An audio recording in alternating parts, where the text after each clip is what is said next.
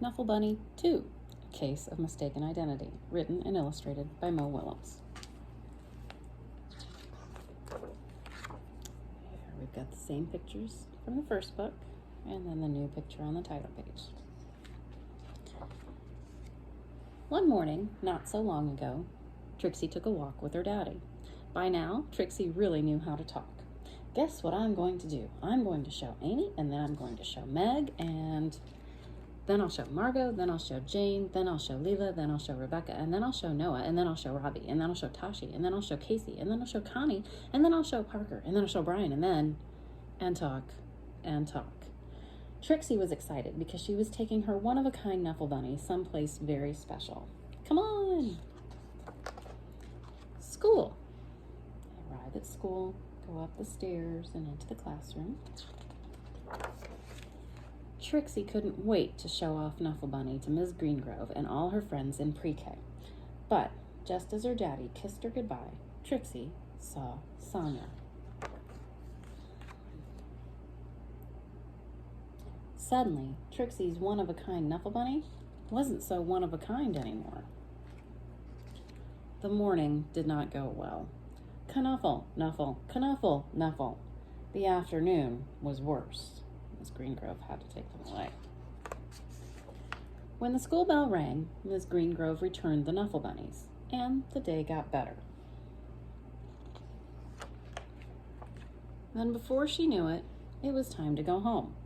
Trixie ate her dinner, devoured her dessert, brushed her teeth, and tried to escape the mommy and daddy robots from the planet Snurp. At 1:30 bedtime, Trixie was tucked in, ready for sleep. But a few hours later, Trixie realized something. Trixie marched into her mommy and daddy's room and said, "That is not my bunny." Trixie's daddy tried to explain what 2:30 a.m. means. He asked, "Can we deal with this in the morning?" Trixie's daddy went to the phone. Before he even made it down the stairs, ring, the phone rang. "We have your bunny," said a man's voice on the other end.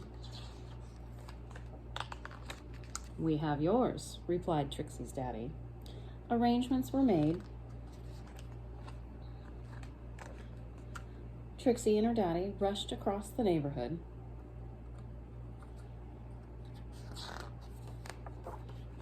Trixie did not want to be late. Neither did Sonia. You can see them here and down here, real tiny. There was an exchange, and the Knuffle Bunnies were back where they belonged. "I was so worried about my bunny," said Sonia. "So was I," Trixie replied. Then they both said, "I'm glad you got your bunny back," at the exact same time. And that is how Trixie found her first best friend, with the exception of Knuffle Bunny. There's a little more to the story. It's called an epilogue. That means a little bit to tell you what happens after the story ends. The next morning, both Trixie and Sonia rushed to the school. The new best friends had a lot of catching up to do. "Do you want to play with my Knuffle Bunny?" "Sure. Do you want to play with mine?"